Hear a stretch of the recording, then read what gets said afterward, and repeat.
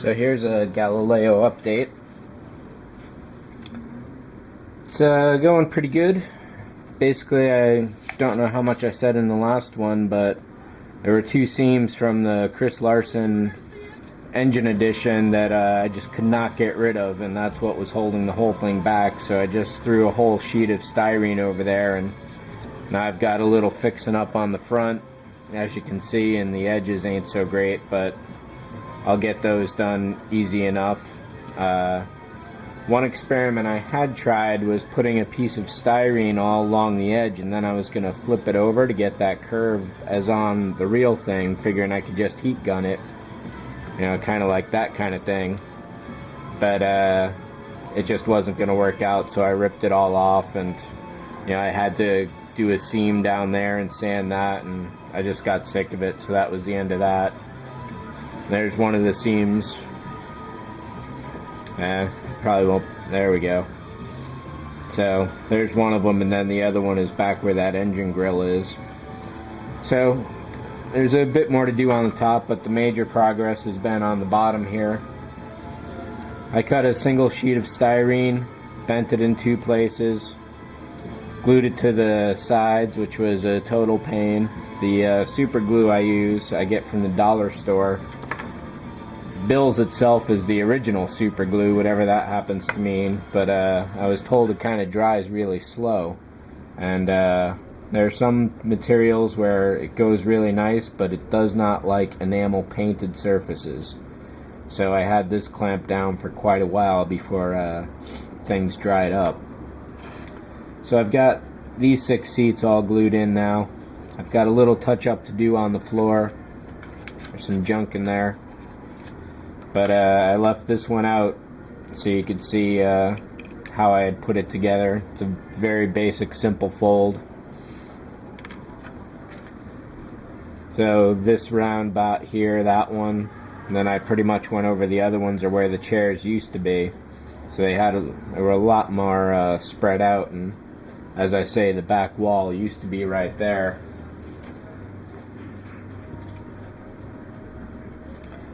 But that is going to get moved up to about here, and then I'm either going to leave that door open or do something behind there, but the engine basically comes up right there and then scoots out. So the insides here got a lot more crowded. I'm going to put a couple colors on here, but this is already so inaccurate that I'm not going to bother really doing anything more with it. I'm not going to light it at all or anything like that, so I'll just get a toothpick with some enamel paint and put a couple dots down here and there. The door is glued on and open. I've got the 2 little landing pads here. I put a little drill hole in there because these pads, there's one of them now. So it's got this little bit of a nipple there.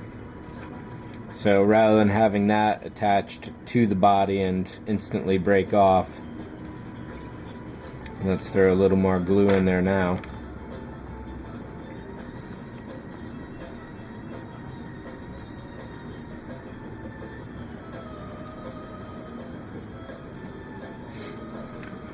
One big mistake I did was, these are Chris Larson parts.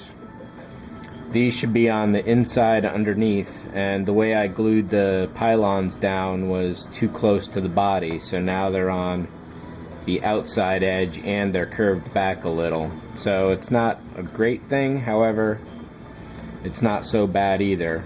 It's the detail which matters in this case, and I'm pretty happy with the way it is.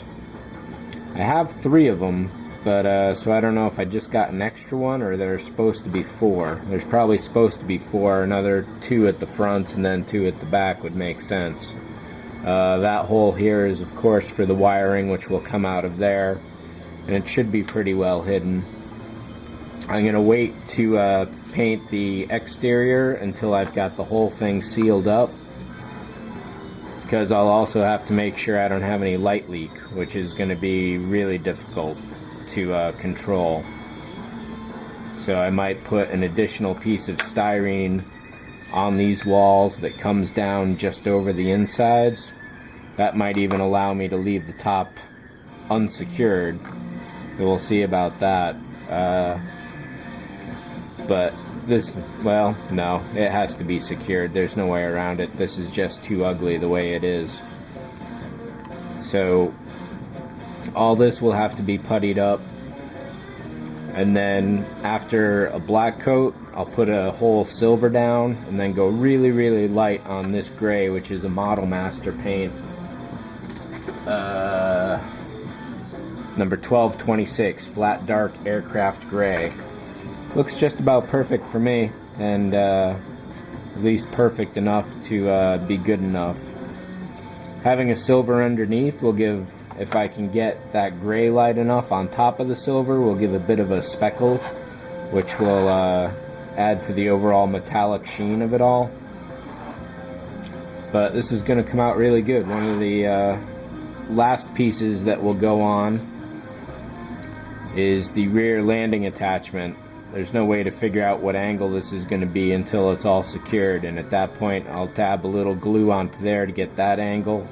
Once this piece is secured, I'll glue the foot in, and then that will be that. Just some detail painting after there, and decals, of course.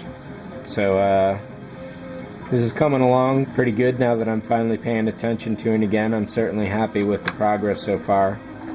If I can figure out what scale it is, or someone can tell me, then I'll definitely be interested in getting some figures to apply to the whole diorama.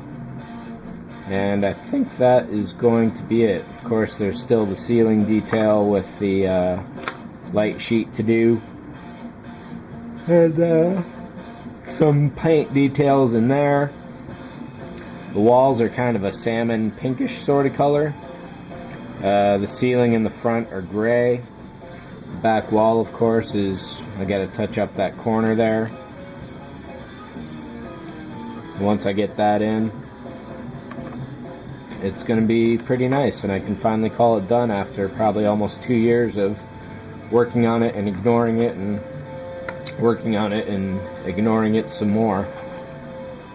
So that is pretty much it for this update.